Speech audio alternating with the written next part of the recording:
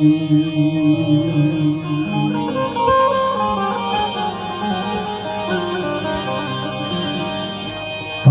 આનંદ આજ ઉછરંગ આજ સલોડો સ્નેહ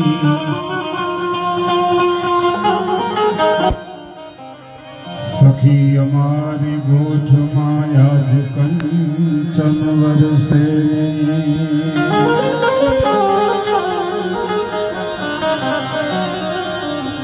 પણ સખી અમારી ગોઠમાં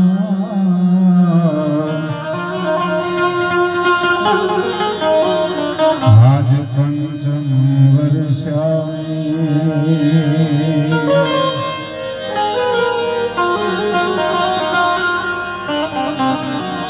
રણજીતણ કંકણ બંધાણ અને પુત્ર વધાયો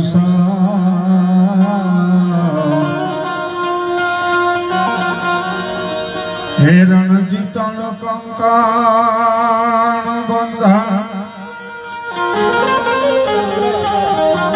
અને પુત્ર વધાયો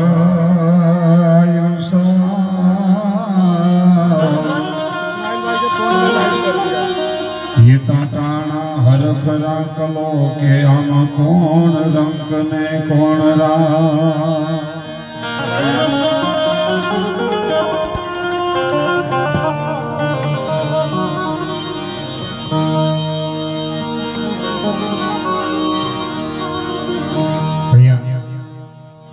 डीडिया गाम ने आगणे रूड़ो प्रसंग कवि एक दुआनी माल पर बहु मजानी बात करी रणजीतण कंकण बंधण અને એતા ટાણા હરખરા કલો કે આમાં કોણ રંક ને કોણ રાવ રણજીતણ યુદ્ધના મેદાનની માલ પર કદાચ ને બાકા ચીકી બોલતી હોય ને એમાં જીત મેળવીને પાછા આવતા હોય હરખની વાત છે રણજીતણ કંકણ બંધણ અને એમાં દીકરાના લગ્ન હોય સાહેબ દીકરાના હાથે એમ કહેવાય ખગનું બંધાણો હોય એના રોડા માંડવા નખાણા હોય અને એનો હરખ જે પરિવારને હોય સાહેબ એથી વિશેષ કવિ કે બીજાને શું હોઈ શકે પણ એવા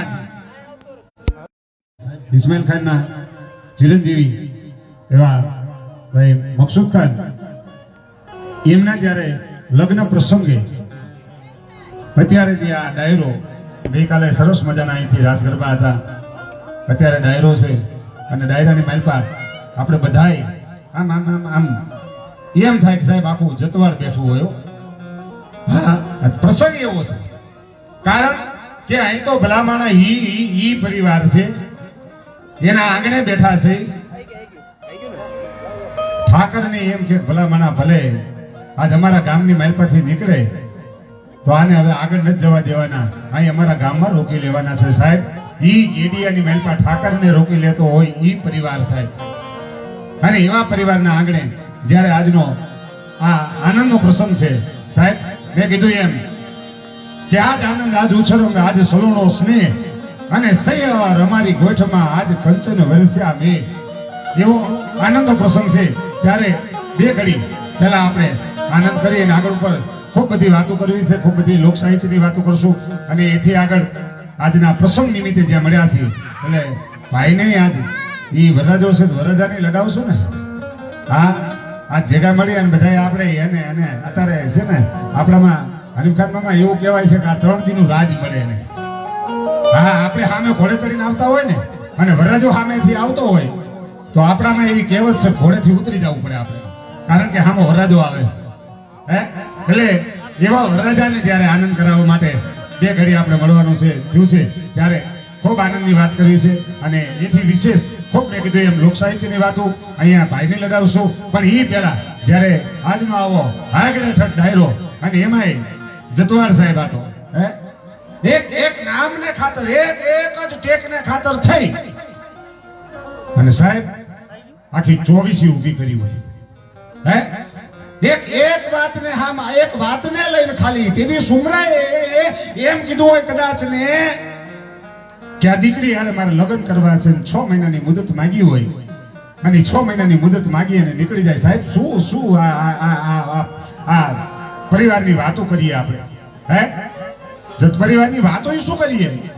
જેની દીકરીઓ એમ કહેતી હોય કે ધમ્મા જગ્યા દે, અને જો ધરતી માર્ગ દઈ દેતી હોય સાહેબ, તો આવો ઉજળો ઇતિહાસ હોય. હે, તેથી એક નામને ખાતર થઈ અને 6 મહિનાની મુદત લઈને અહીંયાથી મોવાડો જતનો નીકળી ગયો હોય,